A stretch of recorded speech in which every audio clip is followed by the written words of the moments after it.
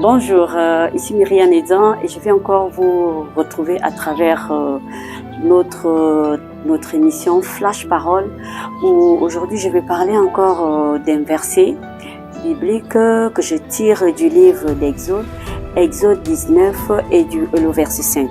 Et je vais lire. Il est écrit ceci.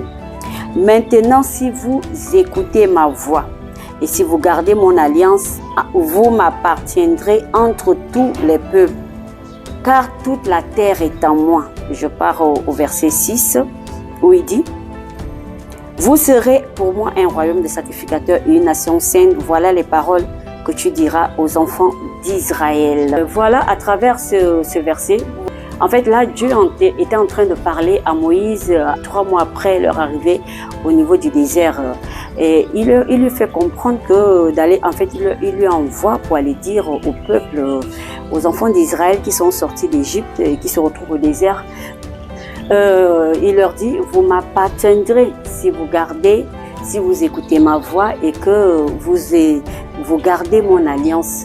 En fait, écouter la voix de Dieu ici, c'est obéir à Dieu ou bien croire à Dieu. C'est ce que Dieu leur fait comprendre. Plusieurs faits, plusieurs histoires et plusieurs actes peuvent nous montrer et démontrer la nécessité et l'importance d'écouter, d'obéir et de croire à la parole de Dieu dans la Bible. Ainsi, par ce message, Dieu était en train de mettre en garde Moïse par rapport au peuple. Dieu leur fait savoir ça du fait que depuis qu'ils sont sortis du désert, Dieu a commencé à voir leurs attitudes. Parce qu'effectivement, Dieu avait déjà remarqué certains comportements, certaines attitudes. Ils passaient tout leur temps à se lamenter, ils passaient tout leur temps déjà à ne même pas faire confiance à Dieu. Et la majorité du temps, c'était beaucoup plus des plaintes, c'était plus des murmures. Il y avait toujours cette opposition qu'il y avait avec Dieu, ce manque de confiance. Au-delà de ce que Dieu leur montrait, l'amour manifeste de Dieu pour eux, mais ils n'arrivaient pas toujours à intégrer ça dans leur manière de vivre. Ainsi, par ce message, nous pouvons comprendre que la voix de Dieu ici représente ses recommandations, sa volonté, ses orientations, ses directives. C'est ça la voix de Dieu. Et en tant qu'enfant de Dieu, en tant que chrétien, nous devons toujours suivre la volonté de Dieu et mettre en pratique cette volonté, ses recommandations, ses orientations, ses directives.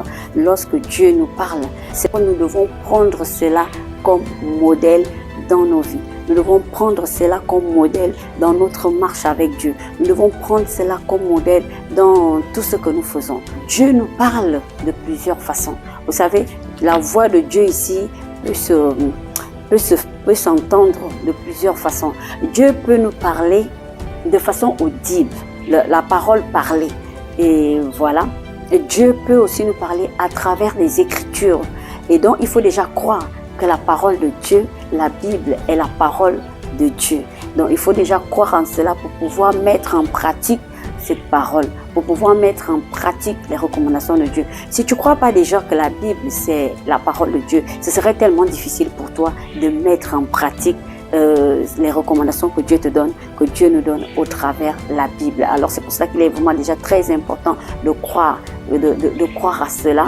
Donc, il faut vraiment toujours lire la parole de Dieu pour comprendre la pensée de Dieu, pour comprendre ce que Dieu veut nous faire sortir, ce que Dieu veut nous faire comprendre à travers les situations que nous traversons dans nos vies, à travers des événements, à travers des rencontres que nous faisons, à travers des personnes que nous côtoyons, à travers les lieux et les endroits que nous allons. Il est toujours important de savoir quelle est la pensée de Dieu par rapport à cela. Vous voyez bien que lorsqu'ils étaient au désert, il a fallu que Dieu leur dise que vous devriez me suivre, vous devriez m'écouter afin de pouvoir bien marcher. Parce que même lorsque tu fais une rencontre, il faut toujours aller vers le Seigneur. Prends un exemple, tu as rencontré un homme. Soit cet homme est attiré par toi et il vient te faire des avances, vient te courtoyer, comme on dit souvent, il faut toujours partir dans la présence de Dieu pour comprendre la volonté de Dieu, parce que beaucoup ont eu à faire ces erreurs. Alors, tu commences à fréquenter la personne et entre-temps, ce n'était même pas dans la volonté de Dieu, parce que tu n'es pas d'abord parti dans la présence de Dieu, tu n'es pas parti de m'en présenter cette situation à Dieu et tu n'es pas parti lui présenter clairement ce que toi tu voudrais. Et non seulement par les paroles, Dieu nous parle aussi par des actes, par des situations que nous traversons, par des histoires qui se passent, que ce soit à travers nous ou bien que nous vivons, par les événements autour de nous. Et Dieu parle au travers d'autres personnes. Et là, Dieu, pour parler au peuple, il est passé par Moïse. Et ce Dieu n'a pas changé. Il le fait. Dieu peut passer par les hommes de Dieu pour te parler. Dieu peut passer par des personnes interposées pour t'expliquer un fait, pour te recommander une situation, pour t'expliquer une situation. Dieu est passé par les hommes pour parler à d'autres hommes. Il utilise toujours ce canal pour pouvoir nous présenter certains faits et gestes. La Bible dit, Dieu parle tantôt d'une manière ou d'une autre. Il peut nous parler par des visions, par des rêves, par des songes et puis par des voix intérieures à l'intérieur de nous. Et ça, c'est le Saint-Esprit. C'est le Saint-Esprit. Et c'est cette voix intérieure. Nous devons toujours prier beaucoup le Saint-Esprit afin que Dieu nous parle beaucoup plus à travers son esprit. On peut encore ressortir de ce verset que Dieu est en train d'avertir. Comme je le disais au début, il y avait déjà un comportement de rébellion. Dieu était en train déjà de dire à Moïse qu'attention, ce peuple-là, je vois déjà la rébellion en eux. Va déjà leur dire que la situation que vous traversez là, même si j'ai fait une promesse, mais ça va dépendre de ton attitude. C'est ça, c'est pour ça que Dieu a dit à Moïse, il faut que vous écoutiez ma voix si vous voulez m'appartenir. Même si moi je vous ai fait des promesses, même si je me suis engagé à vous faire sortir de l'esclavage, mais vous ne deviez pas être des enfants rebelles. Le prix risquera d'être très cher. C'est un avertissement par leur manière, par leur conduite, et Dieu ne cesse de nous avertir. Donc on peut tirer que ce message nous montre combien de fois Dieu nous avertit souvent avant de pouvoir passer à l'acte. Et aussi, nous pouvons aussi voir ressortir que Dieu pose des conditions lorsqu'on marche avec lui, lorsqu'on veut lui appartenir. Parce que vous savez, ce qui nous sépare, ce qui nous déconnecte souvent de Dieu, c'est le péché. La Bible dit tous ont péché et sont privés de la gloire. La gloire ici, c'est la présence de Dieu. Le péché nous déconnecte de la présence de Dieu. Parfois, il y a des gens qui pensent que comme ils sont déjà des chrétiens, comme ils ont accepté le Seigneur, ils peuvent faire tout ce qu'ils veulent et cela n'aura pas de répercussions dans leur vie. Et c'est un grand danger. La Bible dit, Christ est mort pour nous, pour que nous soyons sauvés. Et si toi, tu ne tues pas la nature, le caractère qui n'est pas de Dieu, qui ne glorifie pas Dieu, le caractère du péché qui est en toi, tu es toujours tu n'es pas toujours connecté à Dieu. Tu as accepté le Seigneur, mais tu acceptes Jésus-Christ de Nazareth tout en continuant à marcher avec les ténèbres. C'est pour cela que la Bible dit, on ne peut pas servir de Dieu. Tu ne peux pas être en même temps avec Dieu et servir d'autres dieux. Tu ne peux pas être avec Dieu et être dans l'impudicité. Tu ne peux pas être avec Dieu, c'est toi qui es dans la rébellion. C'est pour cela qu'il faut tuer la vieille nature, le vieil homme qui est en nous. Dès le début, Dieu pose déjà des bases. Lui, Dieu pose des bases et Dieu a toujours posé des bases dans nos vies. Dieu, tu ne peux pas marcher avec Dieu et faire tout ce que tu veux. Tu ne peux pas marcher avec Dieu et parler comme tu veux. Tu ne peux pas marcher avec Dieu et agir comme tu veux. Tu ne peux pas marcher avec Dieu et te comporter comme tu veux. Non. Dieu, notre Dieu, il est un Dieu d'ordre, comme on dit. Alors Dieu pose des bases souvent dès le début. Tu acceptes le Seigneur. On commence à t'enseigner. On commence à te montrer les comportements qu'il faut lorsqu'on est chrétien. On commence à te montrer la nature qu'il faut lorsqu'on est chrétien. La nature qu'il faut. Et même après la venue de Jésus, Dieu avait posé les bases. Et nous devons toujours respecter ces bases.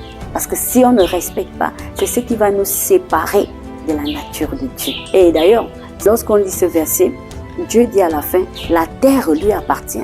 Histoire de te rappeler que même si toi, tu veux faire tout ce que tu veux, je te rappelle que l'univers, la terre entière m'appartient.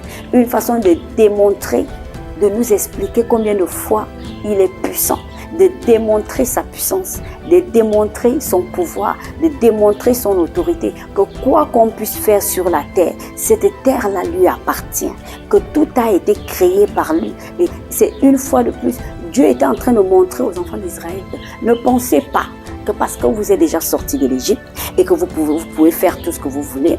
Moi, je vous rappelle que la terre-là m'appartient. Si vous voulez aller adorer les idoles, si vous voulez être dans la rébellion, je vous rappelle que tout ça m'appartient. J'ordonne à la terre de s'ouvrir, la terre va s'ouvrir. J'ordonne à la terre de se refermer, la terre va se refermer. Tout ce que je peux dire à la terre de faire, la terre va m'obéir. De la même manière que le ciel et la terre m'appartiennent, aussi je voudrais que vous m'apparteniez. Vous voyez bien qu'à travers ce message d'Exode, Dieu est en train de faire ressortir plusieurs raisons pour lesquelles il avait demandé à Moïse d'aller parler aux enfants d'Israël afin qu'ils puissent écouter sa voix s'ils veulent appartenir à Dieu. Parce qu'il est important d'appartenir à Dieu. Et ce sont ces points que je viens de vous montrer. Quand on parle de la voix de Dieu, c'était une façon de leur montrer que moi je suis l'Éternel Dieu Tout-Puissant. Et Dieu voulait leur montrer, Dieu voulait déjà commencer à poser des bases dès le début. Dieu voulait commencer à leur demander de ne pas être des enfants rebelles. Dieu voulait leur montrer au travers sa voix, il faudrait qu'ils soient obéissants, il faudrait qu'ils aient l'amour et la crainte de Dieu, il faudrait qu'ils mettent en pratique les recommandations, tout ce qu'il va leur demander de faire. Et ce Dieu se comporte comme ça avec nous. Il met toujours des bases, il faut qu'on croie à lui, il faut qu'on se confie à lui, il ne faut pas qu'on soit dans la rébellion. Il pose des bases pour nous montrer combien de fois c'est l'Éternel, le Dieu Tout-Puissant, le Dieu Créateur, c'est lui qui a créé les cieux et la terre. Donc même quand nous sommes sur terre, la terre lui appartient. Et pour cela, il faudrait qu'on écoute sa voix. Pour écouter sa voix, ça revient aussi à passer des temps de prière, des temps de méditation. C'est pour ça que je parlais de voix intérieure qui n'est autre le Saint-Esprit. Et la voix de Dieu, c'est la voix de sagesse. La voix de Dieu, c'est la voix de l'intelligence. C'est la voix de l'amour. C'est la voix de l'obéissance. C'est la voix de la paix. Active cette voix. Parce que quand tu écoutes Dieu, dans tout ce que tu entreprends, Dieu est un Dieu de sagesse. Dieu ne va pas te conduire en erreur. Dieu t'amènera toujours à acquérir les champs que tu veux acquérir. Dieu t'amènera toujours à accéder à des hauteurs, à accéder à des lieux plus élevés. Dieu t'amènera toujours à une transformation d'une manière extraordinaire.